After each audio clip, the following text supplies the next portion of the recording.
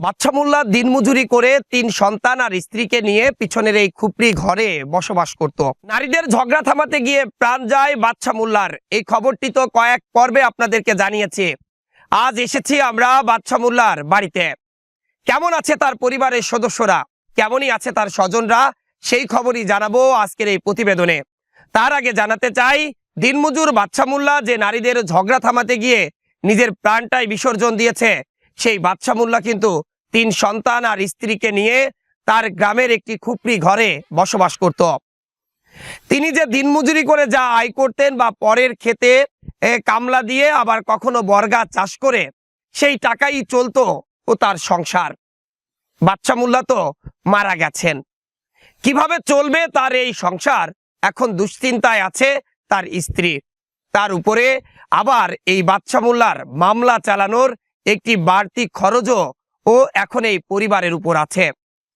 যদিও প্রাথমিক অবস্থায় গ্রামবাসী এবং তার আত্মীয় স্বজনরা এই মামলা এবং এই পরিবারটি দেখভাল করছে, কিন্তু আমরা দেখেছি প্রায় সময় এই শৈলকুপা উপজেলার 14টি ইউনিয়ন ও একটি পৌরসভায় যে মামলাগুলো হয়েছে, বিশেষ করে সামাজিক আধিপত্য বিস্তারের জের ধরে যে হত্যাকাণ্ডের মামলাগুলো হয়, তা দীর্ঘ সূত্রিতার জের ধরে কখনো 10 বছর, কখনো 15 বছর পর তার বিচার হয়। আবার কখনো নামমাত্র কিছু টাকা আর জমির কাছে সেই মামলাগুলো ও কিন্তু বিক্রি করে দিতে বাধ্য হয় এইসব অসহায় পরিবারগুলো। কিন্তু বাদশা মোল্লার পরিবারের দাবি এবং তার স্ত্রী ও সন্তানদের দাবি, এই নিরীহ বাদশা মোল্লাকে যারা নির্মমভাবে কুপিয়ে প্রাণনাশ করেছে তাদেরকে দ্রুত গ্রেপ্তার করে দ্রুত বিচার আইনের আওতায় এনে এই মামলাটি যাতে দ্রুত বিচার কাজ শেষ করা যায়, তবেই হয়তো ও এই পরিবারের মুখে হাসি ফুটবে। যদিও যতদিন এই পরিবারের সদস্যরা বেঁচে থাকবে তাদের মধ্যে একটি হাহাকার থাকবেই।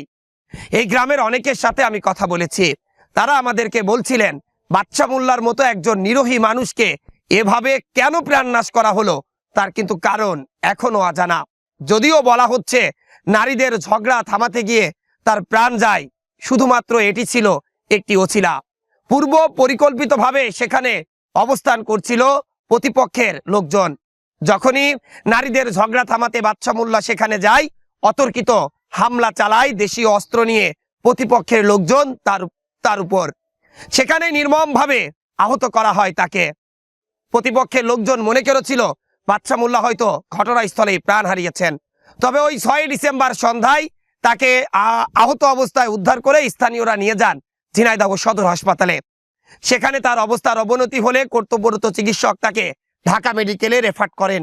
সেখানে 3 দিন মৃত্যুর সাথে পাঞ্জা লড়ে অবশেষে গত 9 ডিসেম্বর সকাল 8টা 10 মিনিটে ঢাকা মেডিকেলের নিবিড় পর্যবেক্ষণ কেন্দ্র বা আইসিইউতে তিনি প্রাণ হারান।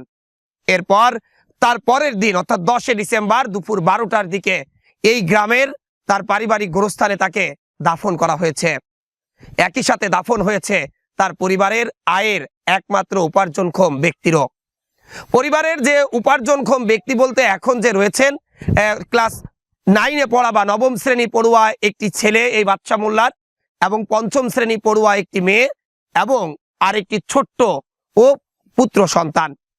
এই দুটো পুত্র সন্তান, একটি কন্যা সন্তান এবং একই সাথে তার স্ত্রীকে নিয়ে আমার হাতের ঠিক এই বাম পাশে থাকা একটি খুপড়ি ঘরে বসবাস করতেন। ঘরের চেহারা দেখেই বোঝা যায় বাদশা মোল্লার জীবন বা তার পরিবার আসলে কতটা সচ্ছল। একেবারে অসচ্ছল একটি পরিবার, এই গ্রামের মানুষও সেটাই বলছিল। কিভাবে এখন এই বাদশা মোল্লার সংসার চলবে, কিভাবে এখন তার স্ত্রী সন্তানরা 3 বেলা 3 মুঠো খাবার খেয়ে তাদের জীবনযাপন করবেন, কিভাবেই বা তাদের পড়ালেখা চালিয়ে যাবেন, আবার এই মামলার খরচই বা কিভাবে চালাবেন, সেই প্রশ্ন এখন এই গ্রামবাসীর সাথে এই পরিবারেরও